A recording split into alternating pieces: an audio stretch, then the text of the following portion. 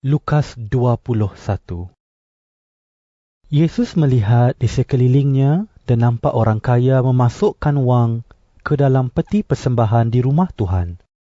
Dia juga melihat seorang balu yang sangat miskin memasukkan 2 keping mata wang tembaga. Yesus berkata, Ketahuilah, balu ini memberikan persembahan yang lebih besar nilainya daripada semua orang lain. Orang lain memberikan persembahan daripada kelebihan kekayaan mereka. Tetapi balu ini, walaupun sangat miskin, mendermakan semua nafkahnya. Beberapa orang sedang bercakap tentang rumah Tuhan. Mereka berkata betapa indahnya rumah Tuhan yang dihias dengan batu yang indah-indah, serta semua barang yang dipersembahkan kepada Allah.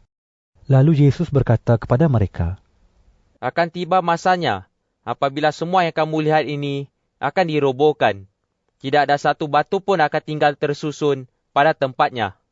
Mereka bertanya kepada Yesus, Guru, bilakah perkara ini akan berlaku? Apakah tanda-tanda yang menunjukkan bahwa masanya sudah tiba? Yesus berkata, Berjaga-jagalah supaya kamu tidak tertipu. Orang akan datang dengan namaku dan berkata, Akulah dia, dan masanya sudah tiba. Jangan ikut mereka. Jangan takut apabila kamu mendengar berita tentang peperangan dan pemberontakan. Semua perkara ini mesti berlaku terlebih dahulu. Tetapi hal ini tidak bererti bahwa akhir zaman sudah tiba.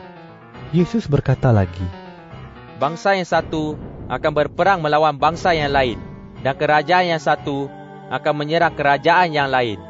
Di pelbagai tempat akan berlaku gempa bumi yang dahsyat, kebuluran dan wabak. Akan berlaku juga pelbagai perkara yang menakutkan dan luar biasa di langit. Tetapi sebelum segala perkara ini berlaku, kamu akan ditangkap dan dianiaya. Kamu akan dibawa ke rumah ibadat untuk diadili lalu dipenjarakan. Kamu akan dihadapkan kepada raja dan penguasa kerana kamu pengikutku. Inilah peluang kamu untuk mengkabarkan berita baik. Bertekadlah bahawa kamu tidak akan khawatir tentang bagaimana kamu harus membela diri.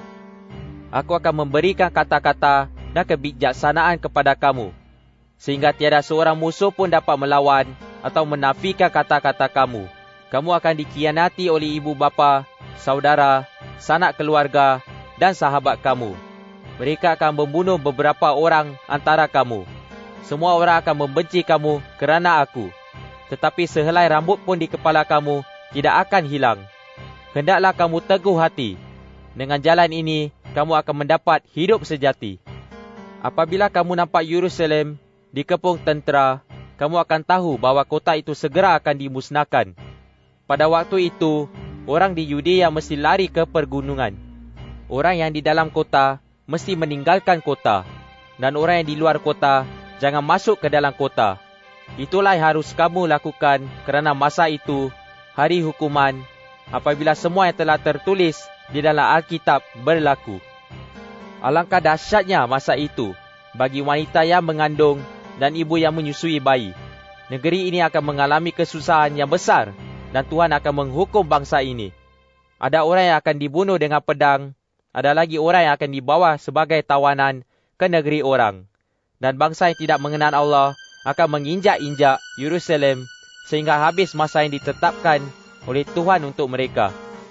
Kelak, tanda-tanda yang luar biasa akan kelihatan pada matahari, bulan dan bintang. Semua negeri di seluruh bumi akan putus asa dan takut menghadapi deru dan gelora laut. Orang akan pingsan kerana ketakutan sementara menantikan apa yang akan berlaku di seluruh bumi. Kerana kuasa di angkasa lepas ditarik daripada peredarannya. Barulah anak manusia akan kelihatan datang dikelilingi awan dengan kekuasaan dan kemuliaan yang besar. Apabila perkara-perkara itu mula berlaku, bangkitlah dan dongaklah ke langit, kerana sekejap lagi kamu akan diselamatkan. Lalu, Yesus menceritakan perumpamaan ini kepada mereka.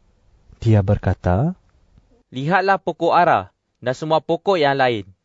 Apabila kamu nampak pokok mula berdaun, kamu tahu bahawa musim panas sudah dekat. Demikian juga, apabila kamu nampak perkara-perkara ini berlaku, kamu tahu bahawa Allah akan segera memerintah. Ingatlah, segala perkara ini akan berlaku sebelum orang yang hidup sekarang ini mati semuanya. Langit dan bumi akan lenyap, tetapi firmanku kekal selama-lamanya. Berjaga-jagalah. Janganlah kamu asyik berpesta dan minum minuman keras, atau khawatir akan kehidupan kamu, sehingga kamu tidak bersedia apabila hari itu datang dengan tiba-tiba. Hari itu akan datang seperti perangkap bagi semua orang di bumi.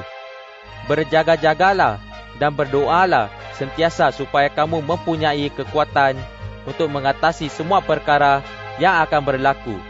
Lalu kamu dapat menghadap Anak Manusia. Setiap hari, Yesus mengajar di rumah Tuhan, dan pada petang hari, dia pergi bermalam di Bukit Zaitun. Tiap-tiap pagi, semua orang datang ke rumah Tuhan untuk mendengar ajaran Yesus.